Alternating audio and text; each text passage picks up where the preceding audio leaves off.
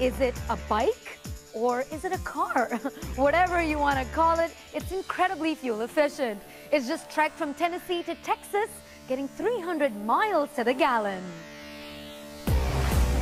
Plus, this is a trike that gets 300 miles per gallon. Does that sound impossible? Well, the inventor has actually proven that it works. We're going to show you and tell you all about it next.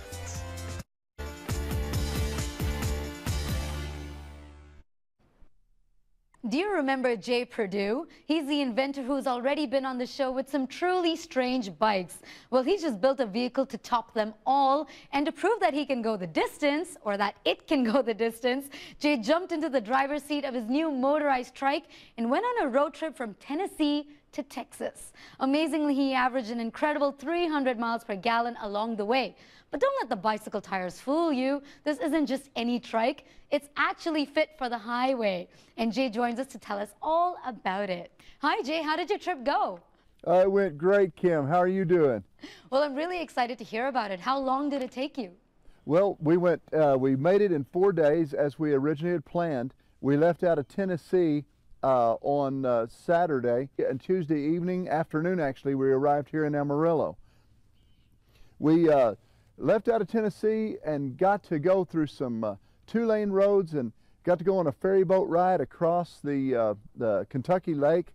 Then we got on the interstate at Jackson, Tennessee, and rode interstates across Tennessee, Arkansas, Oklahoma, and Texas in this little trihybrid vehicle that is human-powered, electric-powered, gasoline-powered, and on 3 little bicycle tires. And by the way, the same 3 little bicycle tires that left Tennessee arrived here in Texas. No flats. I couldn't believe it. So, did you achieve what you set out to achieve?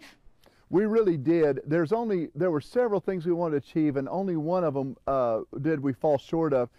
Everything else, we exceeded it. We wanted to run 54 miles an hour, and we got up to 60.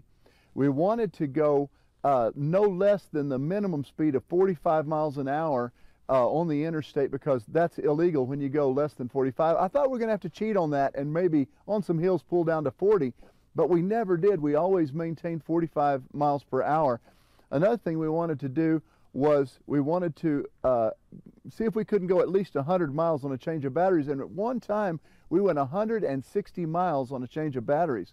Then the final thing was the mileage. We wanted to achieve 300 miles per gallon, and instead we went 320 miles per gallon at one time.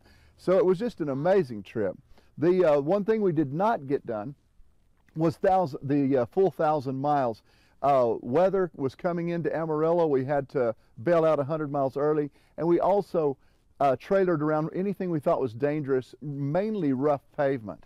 So you started with the pedal paddle, then you went on with the free energy car, and now you've created your newest invention, the Exertrike. Can you tell us a bit about your invention?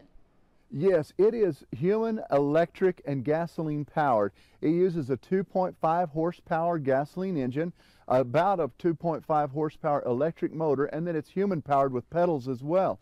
And so they complement each other so well. A lot of people think power comes from gasoline engines, but in this case, the gasoline engine is for longevity. A few ounces of gasoline is worth pounds and pounds and pounds of batteries when it comes to endurance and long distance. But the little 2.5 horsepower engine is not nearly as powerful enough to take off fast or to climb hills, and that's where the electric motor kicks in. The power comes from, believe it or not, the electric motor. It causes it to climb the hills well. It causes it to take off a little faster, to get on the interstate so that you enter at a good, safe speed. And speaking of the interstate, I mean, if I was on the interstate and I saw you come on, I'd be really shocked to see you there. What was the reaction like? Everybody on the highway wanted a picture of me, especially if my feet were moving. You don't have to pedal all the time, but if my feet were moving and they saw that it was bicycle type powered, then, I mean, the cameras were out all over the place, and they would pull up beside me and slow down to my 50 or 55 miles an hour and just sat there trying to get pictures with their phones and stuff. And it was funny, it was like I was a UFO. There were even a few cars that would run past me so fast and then jerk in front of our vehicles and get off the highway and scramble for their cameras to take a picture as though I was going to go away real quickly. And so that was just really, really a lot of fun, but it did get to be dangerous. People get kind of dumb sometimes about things like that. So why did you decide to build the Exertrike trihybrid in the first place? 90 to 95% of every vehicle in America, if you stopped America right now, 90 to 95% of every vehicle in America has one person in it within 20 miles of home. Now, that's an amazing thing. The other thing is that 90 to 95% of everybody that owns home fitness equipment or a membership to a health spa doesn't use it. The only thing I could figure is that they just don't have time. So if you could exercise on the way to work, on the way to school, on the way to the grocery store, whatever, or on the way home from any of those places, you could just fit it right into your day. And so a little commuter vehicle to take you to work play would just be a great, great thing to have. You know, another thing too, Kim, is that the environmental impact. Can you imagine the savings that it would be to America in the trade deficit, in the environment, the pollution, the dependence on foreign oil, all of those things. Here's the question. I mean, would you change the design in any way now that you've finally taken your journey?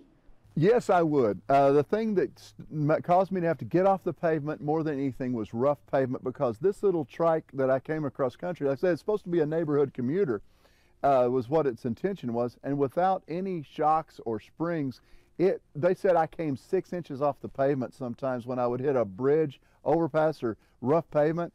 It was just, oh man, I was at the chiropractor yesterday to get my back straightened back out. Yeah, well, you must be really tired from your journey. And I'm sure your rear end didn't appreciate the lack of suspension, but yeah. Thank you so much for joining us today. It's such a fantastic story.